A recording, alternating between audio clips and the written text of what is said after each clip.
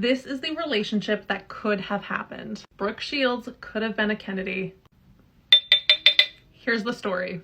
Brooke is skiing and she runs into the Kennedys there. They invite her to have like a family dinner with them. Now just remember, Brooke Shields was a model, an actress, an it girl of the 90s. She was also a virgin and it was like kind of well talked about. And John F. Kennedy Jr., like known for his looks, known for his swagger, was literally seen dating every hot girl around. They all melted for him. This man did not have to do very much to get the girl he wanted. So eventually Brooke and John kind of like make their way out of the family dinner and go to like a pub, and they're like hanging out and drinking together. And it's loud and it's kind of crazy in there. And finally John goes, "Do you want to get out of here?" And she goes, "Yes, I do." Now, before any of this happens, Brooke thought it was kind of funny because he kept saying that Brooke looked like his mom. Now, in all honesty, I can kind of see it in the eyebrows and in the eyes. But anyways, Brooke is kind of like, "Oh, that's kind of weird, but whatever." They go back to his chalet, they kiss. She literally says it is like the best kiss of her life. She's like, "Oh my God, I can fall for this man.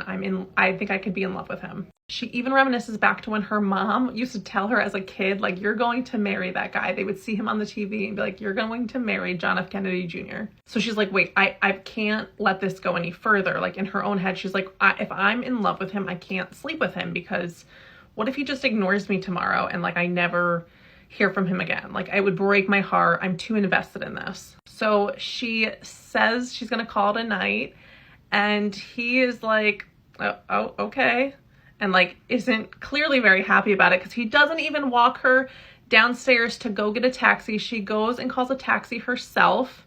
Then they run into each other at the slopes again the next day, and he doesn't speak to her at all. And then on top of that, she gets stuck in an elevator with him and her mother, and again, he doesn't speak to her again. So she was like, you know what? Imagine if I had slept with him and he didn't speak to me and I was like falling for him. I would have been completely like even more heartbroken than I already am now.